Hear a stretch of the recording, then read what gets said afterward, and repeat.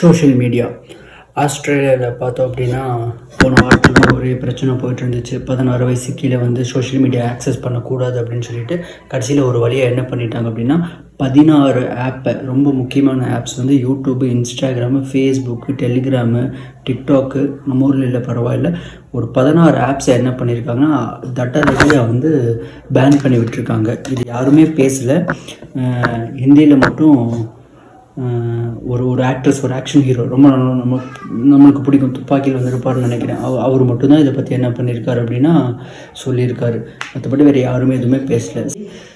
உங்கள் குழந்தைகளுக்காக நீங்கள் ரொம்ப நாளாக நிற்கிறீங்க, எல்லாமே ஓகே. ஏன் அந்த ஒரு புவர் மைண்ட் செட்டை வச்சுருக்கீங்க அப்படிங்கிறது தெரியல. எதை புவர் மைண்ட் செட்டுன்னு நான் சொல்கிறேன் அப்படின்னா, ஏதாவது ஒன்றுனா உங்கள் குழந்தைகளுக்காக போய் நிற்கிறீங்க. அது எனக்கு ஒரு ஹெல்த்தியாக தெரியல, ஒரு வெல்த்தி மைண்ட் செட்டாக தெரியல.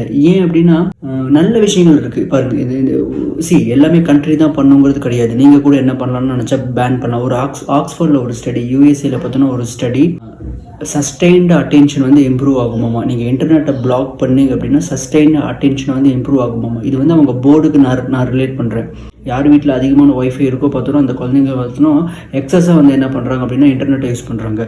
மொபைல் டேட்டாவே யாரும் இப்போ ஆஃப் பண்ணுறது கிடையாது. ஒய்ஃபை வந்துருச்சுன்னா 24/7 ஃபுல் ஆக்சஸ் தான்.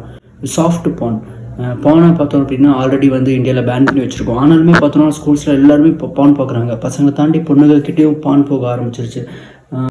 விபிஎன் யூஸ் பண்ணுறாங்க. ஸோ அதை விட ஒரு பெரிய பிரச்சனை என்னென்னா இன்ஸ்டாகிராம். அது ஒரு சாஃப்ட் பான், அது ஒரு பயங்கரமான ஒரு ஹை கிக்கோட ஒரு டோப்பமைனை வந்து ரிலீஸ் பண்ண வைக்குது. பட் அது சாஃப்டாக ரிலீஸ் பண்ண வைக்குது. அது ரொம்ப ஹார்டாக இல்லை, பான் அப்படிங்கிற மாதிரி இல்லாமல் அது ஒரு விதமான ஒரு டோப்பமைனை என்ன பண்ண வைக்குதுன்னா ரிலீஸ் பண்ண வைக்குது.